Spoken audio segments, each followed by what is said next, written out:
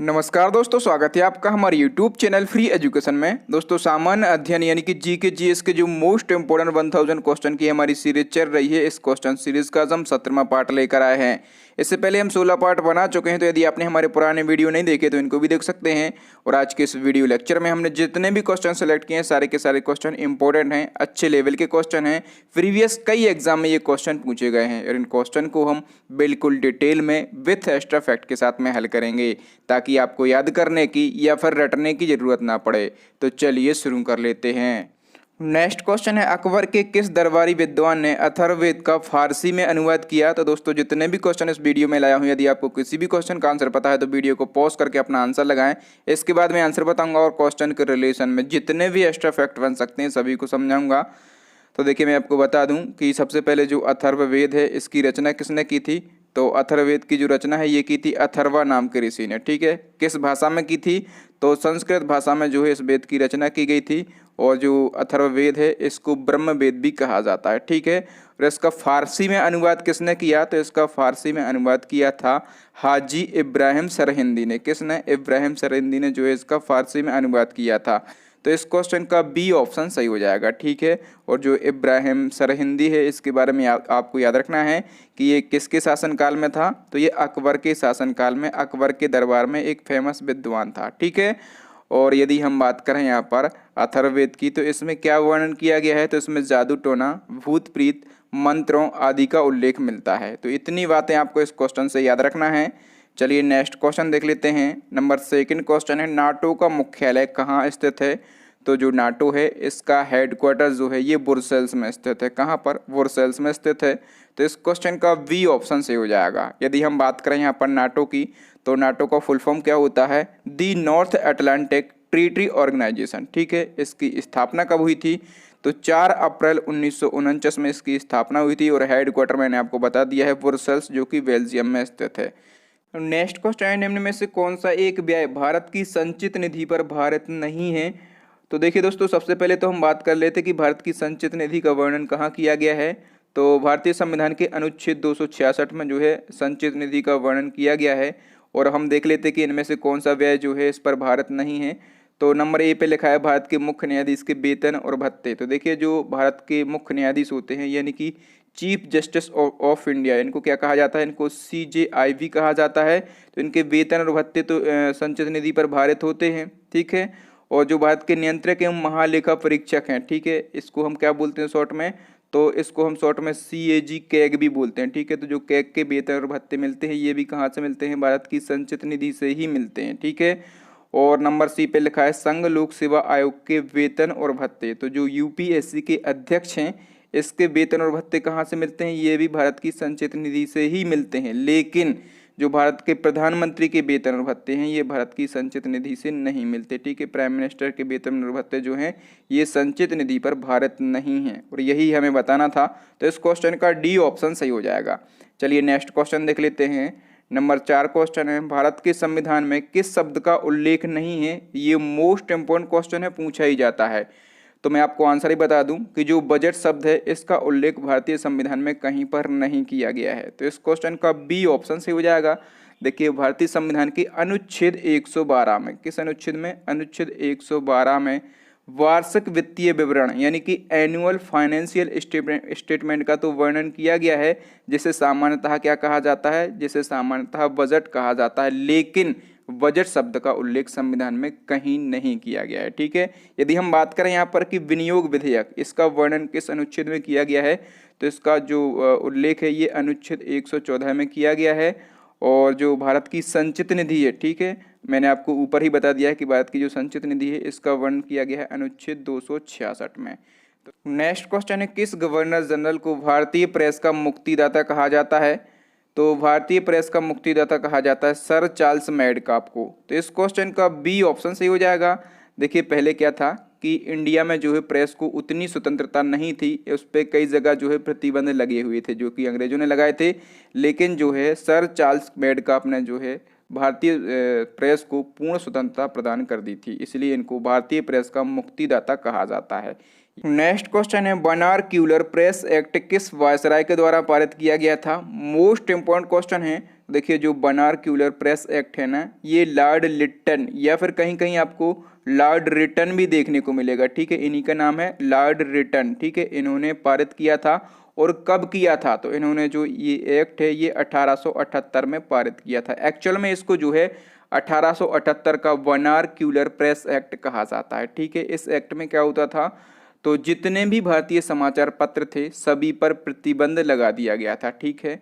और बाद में ये भी क्वेश्चन पूछा जाता है कि इसको किसने रद्द किया, तो मैं आपको बता दूं कि 1882 में, ठीक है, लॉर्ड रिपन ने, ये किसने रद्द किया था ये एक्ट, तो लॉर्ड रिपन ने रद्द किया था। कब किया था, 1882 में किया था। तो इन दोनों के नाम और ये दोनों सन आपको याद रखना है, क्योंकि ये क्वेश्चन तो पूछा ही जाता है।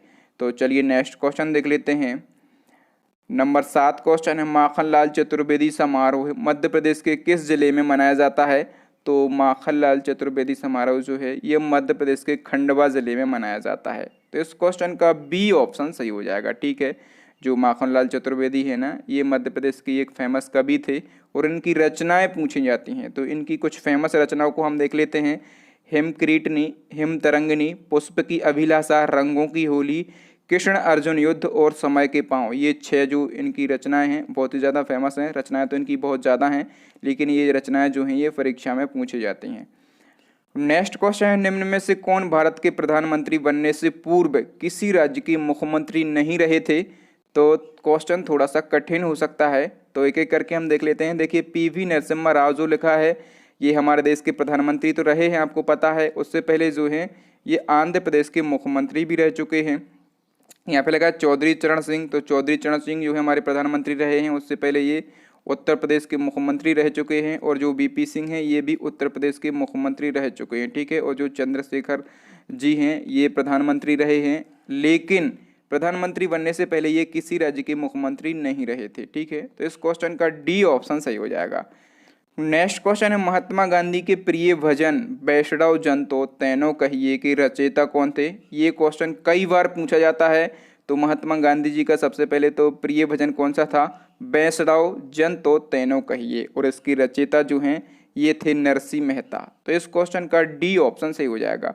जो नरसिंह मेहता हैं ये गुजरात के फेमस संत थे और इन्हीं ने जो है गांधी जी के प्रिय भजन की रचना की थी। नेक्स्ट क्वेश्चन है, किस राज्य को भारत को अत्यधिक कुपोषण के कारण भारत का इथोपिया कहा जाता है, तो भारत का इथोपिया कहा जाता है मध्य प्रदेश राज्य को। तो इस क्वेश्चन का सी ऑप्शन से हो जाएगा। देखिए मध्य प्रदेश का एक स्पेशली श्योपुर जिला है, ठीक है। मध्य प्रदेश का स्पेशली एक श्योपुर जिला है जो कि अत्यधिक कुपोषण से प्रभावित है। यहाँ पर हर साल कई बच्चों की जान जाती है कुपोषण से, और इसीलिए जो है मध्य प्रदेश को भारत का इथोपिया कहा जाता है। नेक्स्ट क्वेश्चन है, भारत में राष्ट्रीय रेल संग्रहालय कहाँ स्थित है, तो राष्ट्रीय रेल संग्रहालय जो है ये नई दिल्ली में स्थित है। तो इस क्वेश्चन का ए ऑप्शन सही हो जाएगा। यदि हम बात करें कि जो राष्ट्रीय रेल संग्रहालय है इसकी स्थापना कब हुई थी, तो इसकी स्थापना हुई थी 1971 में। नेक्स्ट क्वेश्चन है, विजयनगर की मुद्रा का क्या नाम था, तो देखिए दोस्तों जो विजयनगर साम्राज्य था ना, इसकी मुद्रा का नाम था पैगोडा। इस क्वेश्चन का बी ऑप्शन सही हो जाएगा। और यदि हम बात करें यहाँ पर कि जो विजयनगर साम्राज्य है इसकी स्थापना किसने की थी, तो हरिहर एवं बुक्का ने जो है विजयनगर साम्राज्य की स्थापना की थी। और यहाँ पे लिखा है हूण, ठीक है। तो जो बहमनी राज हुआ करता था, ठीक है, जो बहमनी राज था इसकी मुद्रा का क्या नाम था, इसकी मुद्रा का नाम था हूण। तो ये दो, पैगोडा जो है ये विजयनगर साम्राज्य की मुद्रा का नाम था और जो हूण है ये बहमनी साम्राज्य की मुद्रा का नाम था। ये क्वेश्चन पूछे जाते हैं। नेक्स्ट क्वेश्चन है, तैमूर को तैमूर लंग क्यों कहा जाता था, ये क्वेश्चन कई बार पूछा गया है।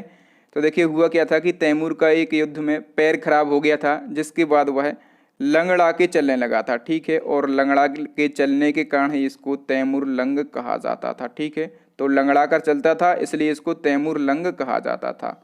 नेक्स्ट क्वेश्चन है, निम्न में से गलत कथन का चयन कीजिए। तो गलत कथन का हमें चयन करना है, तो हम एक एक करके देख लेते हैं। नंबर ए पे लिखा है, गुलबदन बेगम ने हुमायूंनामा की रचना की थी। तो ये फैक्ट जो है, ये कथन जो है बिल्कुल सही लिखा है। और दोस्तों मैं आपको बता दूं कि जो कथन सही होते हैं ना उनको आप याद करते चलिए, क्योंकि वो फैक्ट जो है सीधे के सीधे पूछे जाते हैं। क्वेश्चन आपसे पूछा जाएगा कि हुमायूंनामा की रचना किसने की, तो किसने की थी, गुलबदन बेगम ने की थी। नंबर बी पे लिखा है, जैन उल आबदीन को कश्मीर का अकबर कहा जाता है, ठीक है। तो आपको याद रखना है ये बिल्कुल सही है। तो जैन उल आबदीन जो हैं इनको कश्मीर का अकबर कहा जाता है, ये फैक्ट भी बिल्कुल सही है। नंबर सी पे लिखा है राणा कुंभा ने चित्तौड़ में एक विजय स्तंभ का निर्माण करवाया था। ठीक है, तो जो राणा कुंभा थे इन्होंने चित्तौड़गढ़ में एक विजय स्तंभ का निर्माण करवाया था। क्वेश्चन यही पूछा जाता है कि विजय स्तंभ का निर्माण किसने करवाया था, तो राणा कुंभा ने ही करवाया था। नंबर डी पे लिखा है हसन गंगू ने गयासुद्दीन तुगलक के शासनकाल में बहमनी राज्य की स्थापना की थी।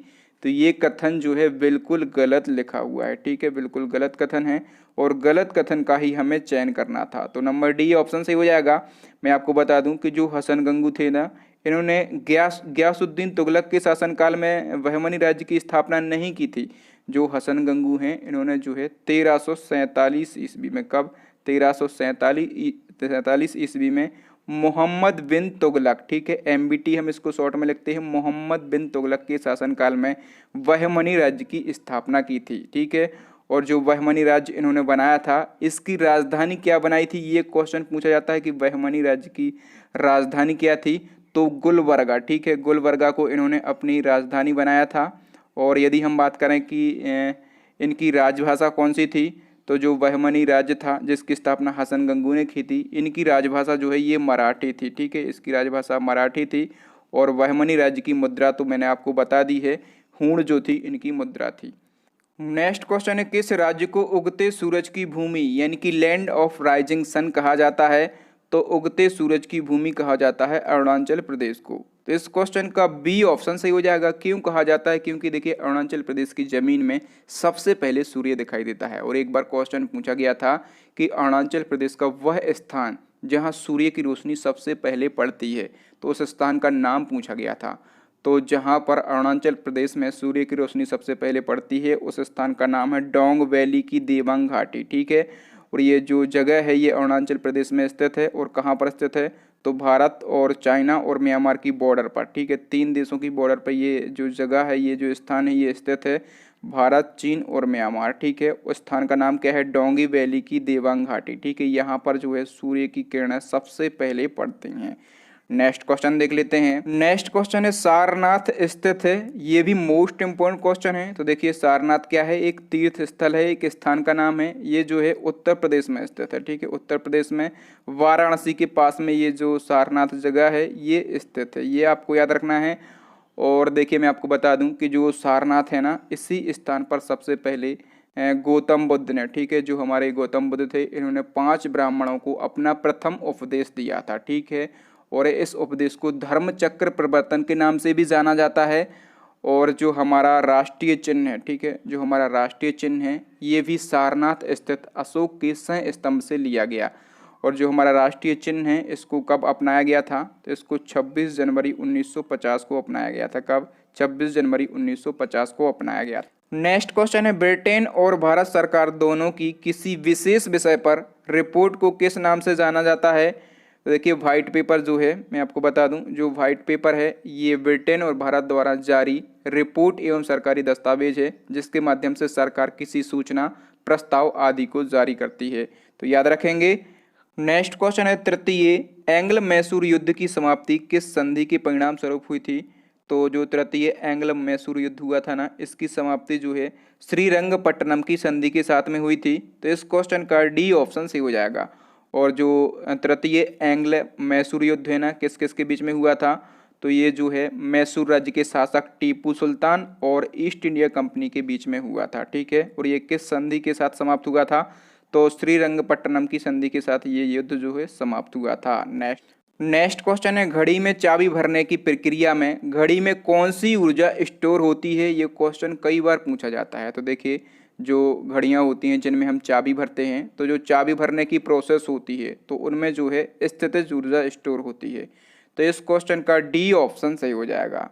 चलिए आगे बढ़ते हैं। नंबर 20 क्वेश्चन है वह कौन सा तत्व है जो इनेमल को कठोर बनाता है। तो इनेमल को कठोर बनाता है फ्लोरीन तत्व। तो इस क्वेश्चन का बी ऑप्शन सही हो जाएगा। ये इनेमल शब्द लिखा हुआ है, ये क्या है, तो देखिए दांत की बाहरी परत को इनेमल कहा जाता है। ठीक है, दांत की बाहरी परत को इनेमल कहा जाता है। और ये जो इनेमल है ना, ये हमारे शरीर का सबसे कठोर भाग होता है। ठीक है, क्वेश्चन पूछा जाता है कि हमारे शरीर का सबसे कठोर भाग कौन सा है, तो दांत का एनेमल, यानी कि जो दांत की बाहरी परत होती है वो दांत का एनेमल होता है और ये हमारे शरीर का सबसे कठोर भाग होता है, ठीक है। और जो मनुष्य के दांत हैं ना, उनमें कैल्शियम की मात्रा सबसे अधिक पाई जाती है, ये भी आपको याद रखना है। नेक्स्ट क्वेश्चन है, अंडमान निकोबार द्वीप समूह का सर्वोच्च शिखर पल्याण या फिर इसको सैंडल पीक भी कहा जाता है, कहाँ स्थित है, तो ये जो है ये उत्तरी अंडमान में स्थित है। तो इस क्वेश्चन का डी ऑप्शन से हो जाएगा, ठीक है। अंडमान निकोबार द्वीप समूह की सर्वोच्च चोटी यदि पूछी जाए तो कौन सी है, सैंडल पीक है, ठीक है। और इसकी ऊंचाई कितनी है, तो इसकी ऊंचाई जो है ये 730 मीटर है और ये कहाँ पर स्थित है, तो ये उत्तरी अंडमान में स्थित है। नेक्स्ट क्वेश्चन देख लेते हैं। नंबर 22 क्वेश्चन है, भारत का वह स्थान जहाँ बंगाल की खाड़ी, अरब सागर और हिंद महासागर मिलते हैं, तो बंगाल की खाड़ी, अरब सागर और हिंद महासागर जहाँ मिलते हैं वो स्थान कौन सा है, कन्याकुमारी।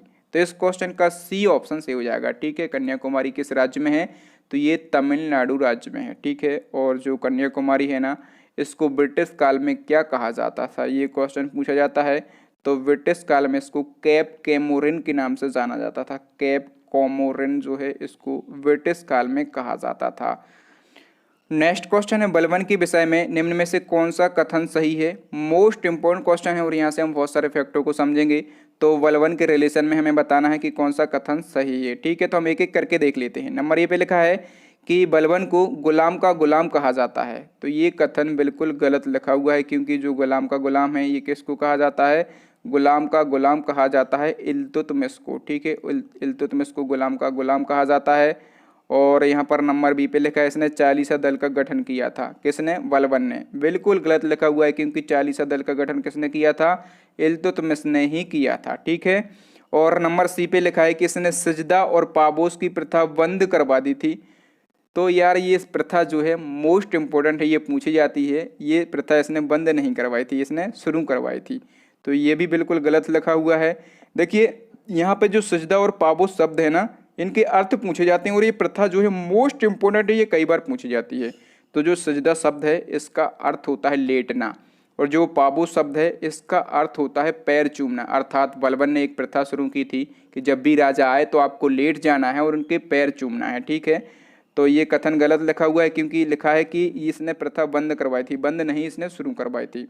नंबर डी पे लिखा है, इसने मेवातियों का कठोरतापूर्वक दमन किया था। तो ये कथन जो है बिल्कुल सही लिखा हुआ है, बलबन ने मेवातियों का कठोरतापूर्वक दमन किया था। तो दोस्तों इस क्वेश्चन से इतनी बातें, इतने फैक्ट आपको याद रखना है, और सारे फैक्ट अपने आप में एक क्वेश्चन डेवलप करते हैं। और दोस्तों आप देख रहे हैं फ्री एजुकेशन यूट्यूब चैनल, और हमारी एक विशेषता है कि हम एक क्वेश्चन से अधिक फैक्ट बताते हैं, क्योंकि पता नहीं होता ना यार कि एग्जाम में कौन सा क्वेश्चन आ जाए। इसलिए मैं ज़्यादा फैक्ट बताता हूं, क्योंकि आप एग्जाम में क्वेश्चन को सही से अटेंड करके आ सकें और आपको 1 नंबर मिल जाए, और आपका 1 नंबर ही आपका सिलेक्शन करवाता है।